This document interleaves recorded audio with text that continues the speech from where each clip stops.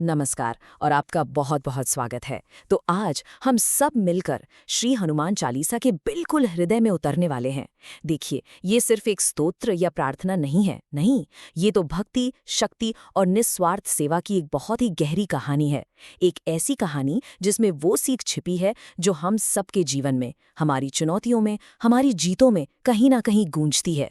तो चालीसा की शुरुआत होती है इस खूबसूरत दोहे से। और जानते हैं ये हमें क्या सिखाता है? ये कहता है कि भाई किसी भी बड़ी यात्रा पर निकलने से पहले, चाहे वो आध्यात्मिक हो या दुनियावी, सबसे पहला काम क्या है? सबसे पहले अपने गुरु के चरणों की धूल से अपने मन के आईने को साफ कर लो। ये विनम्रता है ना? यही वो पहला कदम है जो हमें असली ज्ञान पाने के लिए तैयार करता है। तो सवाल उठता है, कहानी शुरू होने से पहले ही ये प्रार्थना क्यों? क्या वजह इसकी? वजह ये है कि ये सिर्फ शब्द नहीं है, बिल्कुल नहीं। ये तो एक तरह की आध्यात्मिक तैयारी है ना? अपने मन और अपने दिल को चालीसा के असली सार से जोड़ने का एक जरिया है। ये हमें तैयार करता है उन शक्तिशाली सबकों के लिए जो आगे आने वाले हैं। जब हम कहते हैं ना, बल बुद्धि विद्या देहो मोही हरहो कलेश बिकार, तो सोचिए हम क्या मांग रहे हैं। हम सिर्फ कोई फिजिकल स्ट्रेंथ की बात नहीं कर रहे, नहीं, हम असल में उस अंदरूनी ताकत, उस समझ और उस ज्ञान को बुला रहे हैं जिसकी जरूरत हमें जिंदगी की मुश्किलों से पार पाने के लिए होती है और अपनी ही कमियों को दूर करने के लिए होती है। ये आप कह सकते हैं अपनी नीयत को उस कृपा के साथ जोड़ने जैसा है जिसे हम समझने जा रहे हैं। तो चलिए अब इस कहानी के जो महानायक हैं श्री हनुमान, उनके स्वरूप में और गहराई से उतरते हैं। आप सोचिए, कवि तुलसीदास जी ने अपने शब्दों से क्या कमाल का एक जीता जागता चित्र खींचा है। एक ऐसा चित्र जिसमें उनकी जबरदस्त शक्ति भी है और उनकी दिव्य कृपा भी है। जरा कल्पना करके देखिए, पिघले हुए सोने जैसा चमकता हुआ शरीर और उस पर सुंदर वस्त्र। पर रुकिए, ये सिर्फ उनके फिजिकल फॉर्म के बारे में नहीं है। ये जो सुनहरा रंग है ना, ये उनकी दिव्य ऑरा का प्रतीक है, वो पवित्रता जो उनके अंदर से बाहर झलकती है। और फिर देखिए, उनके कानों में कुंडल और उनके घुंघराले बाल। तुलसीदास जी ने कितनी बारीकी से इन छोटी छोटी चीजों को बताया है ना? और ये सारी डिटेल्स उनके अलौकिक सौंदर्य को और भी बढ़ा देती हैं। हर एक चीज उनकी महिमा और उनकी कृपा को दर्शाने के लिए ही है।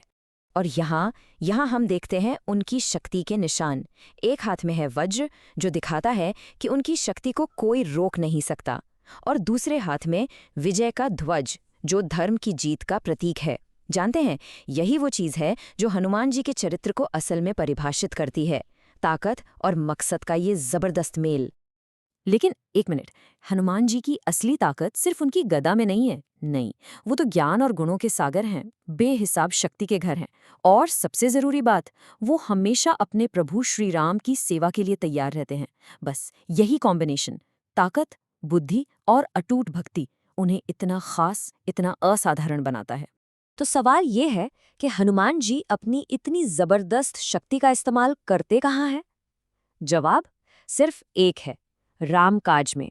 उनका हर एक काम, उनका हर एक साहसिक कारनामा सिर्फ और सिर्फ भगवान राम के प्रति उनकी पूरी भक्ति से ही होता है। जरा देखिए तो, वो कितनी समझदारी से मिशन के हिसाब से अपना रूप बदल लेते हैं। जब सीता जी को दिलासा देना है तो वो एकदम छोटे और सौम्य बन जाते हैं। जब लंका जलानी है तो वो एक विशाल और डरावना रूप ले लेते हैं। राक्षसों को खत्म करना है तो एक शक्तिशाली रूप, और जब लक्ष्मण जी को बचाना है तो संजीवनी बूटी लाकर जीवन देने वाले बन जाते हैं। ये क्या दिखाता है? ये उनकी कमाल की वर्सेटैलिटी और उनकी स्ट्रेटेजिक सोच को दिखाता है।